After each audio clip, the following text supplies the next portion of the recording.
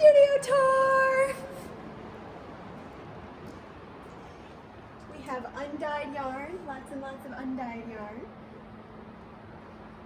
We have the appropriately named chair of irony from the pink hating human being that I am, which is a recliner so I can take afternoon naps in the studio because I am a small child and also 95 years old. I have all of my tea set up, my fridge, which I have only so I can have milk in it. And my kettle was maybe the first or second thing that I bought, so we've got that. So I've got a little cozy corner.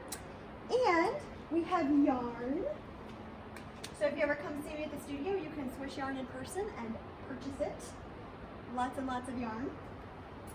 And then we have the deluxe squishy mats that my mom and dad bought me because they love me, to save my back on the concrete floors, which are glitter. Gratuitous floor shot, gratuitous floor shot. So all of this was in my house, and I am so glad it is not in my house anymore. Yarn dyeing just takes a lot of stuff. I go through obscene amounts of towels. I go through lots of towels, so I have all my towels here. I have all of my stuff for shows is up here, lots of mason jars, things to mix dye in.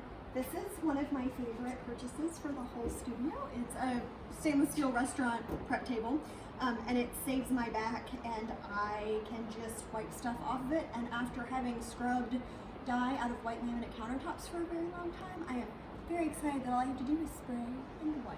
I also think all surfaces in kitchen should be stainless steel now. So that's that, so come on back. This is where I keep my dye. So I have my dye all organized by color, and then scales for measuring dye, also my studio Crocs. Don't judge, they're amazing because they're waterproof. That's the other thing that happens. Yarn dyeing uses a ton of water, and so you fling water around, so the floors are usually wet, and so the Crocs help me not fall on my ass. And some yarn drying a little bit. This is my spin dryer. These are fantastic. They're like big centrifuges. And so when I wash yarn, I put it in here and spin it out, and it helps it dry faster. This is my pride and joy, and also like a tuition payment. This is my sink. So another thing is yarn dyeing uses a lot of water, and so you need running water, and so I have a hot water heater so I can do hot water, and this thing is enormous, and it's fantastic, and I love it, and I try not to think about how it is like my firstborn.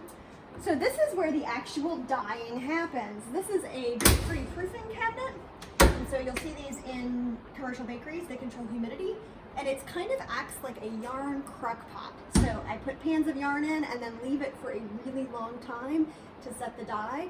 It's very different than what I've been doing. I've been doing low water immersion on the stovetop, and it's very different. It's slower, it's chiller. It's like the difference between baking and cooking. And so like when I was doing it in the kitchen, there's just like dye everywhere and flinging, and everything's hot, and you have to figure it all out. And this, you kind of like fix it and forget it, which is different. But I'm liking it, and it's working, which is really what I wanted. Stupid thing I'm gonna show because I'm that person. I have wanted a shop vac my entire adult life. So here it is, my shop vac. So these are samples for shows, and also if you come visit at the studio, you can touch things in person.